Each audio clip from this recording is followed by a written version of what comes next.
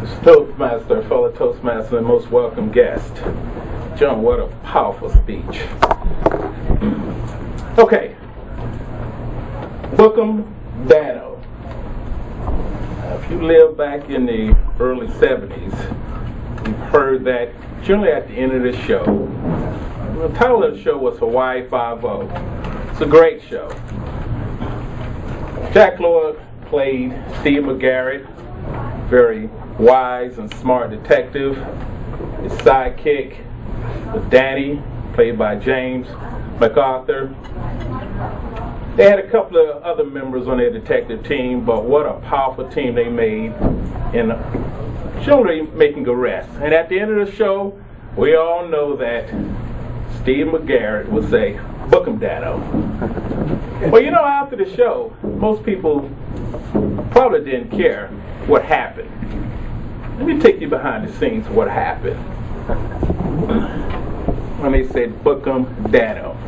Now, Danny had to take the guy down to, obviously, a lockup facility. And now, you can imagine if you were the bad guy, and you found stainless steel jewelry placed behind your back, staring out the window, being chauffeured by a man or a woman, and also a professional uniform, not being able to listen to your favorite radio music, you knew that you were on your way down to what we call, or what some people call, the Heinrich Hilton. That's in Hillsborough County, folks. Or the big house. Or just plain central booking. Well, let me give you 8 steps of what might happen to you once you arrive there.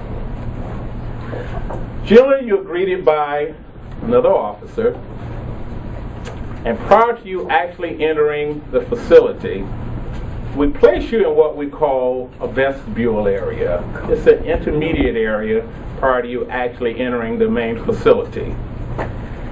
We'll ask you questions like, do you feel like harming yourself today? Or, are there any medical issues we need to be concerned about? And then, we weigh you. Yes, we place you on the scale. And, depending on how much you weigh, you'll go away surprisingly jovial, or you become even more depressed after looking at your weight. Then we bring you inside the main facility, or we'll pat you down again. And generally we're looking for things that might be harmful to you and to the rest of the staff. We'll empty your pockets. If you have any money, if you have any what we call jewelry that's attached to your body piercings, we'll take your shoestrings, we'll take your belt, and then we'll continue on with the process. There's something been over there. So step number 1 would be the initial pat search. Step number 2 will be the interview. And generally you'll get interviewed by what we call booking clerks. Now they're going to ask you a lot of questions. And sometimes you may think they're actually being nosy, but they're gathering information such as your name, where you live, certain demographic information. But they need this information because it's critical. Step number 3 is where we actually inventory your property. And you get a chance to sign for that property. So generally if you have any credit cards, if you have any other issues such as money, we count that out for you and we inventory. Now, coming to jail is not cheap. It's not cheap. It costs you the initial fee, $35. And if you have $35, guess what? You just find your way inside our facility. But if you don't have the money, fear not. We're not going to let you go that easy. You'll still continue on with the process. Step number 4. We want to be concerned about your health and well-being. So you have an opportunity to see a nurse, and they ask you all sorts of questions concerning your health, because after all, you are now under our care. Step number 5. You end up, and most people love this portion of it, however, you don't get a chance to powder your nose or anything. We take your mug shot. And actually, to some people, that's the best looking shot they've ever had in their life. And then they take their fingerprints. Step number 6. Step number 6, you actually have an opportunity to go to an individual that will tell you why you're in jail. You know, some people don't even know why they're being arrested. So we've got to tell you why you're arrested. And we also have to be able to tell you if you have a bond, how you can get out of jail. Step number 7, and I think this is the most critical part, we allow you to make that phone call. Because the phone call is critical.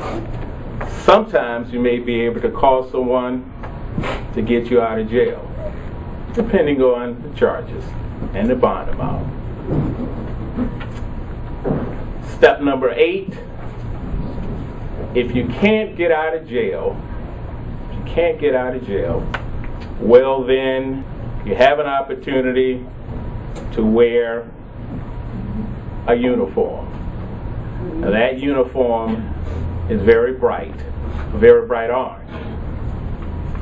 And then we end up taking you to what we generally call our housing area.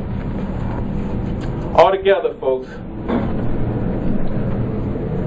there is a formalized process when you're arrested. And when you go through this process, our job is generally to explain those steps to you so that you might be able to find yourself not necessarily in a frenzy or in an anxiety attack, and sometimes we get just that, but to be able to inform you that this is a process, you'll be safe, you'll be secure. We'll walk you through the process, and hopefully, well, I should say unfortunately, if you find yourself in that particular process, then by all means, just know that our biggest job is care, custody, and control. So when you hear the words Book 'em Dano, just know that those are the steps that Danny has to take those inmates through. Thank you.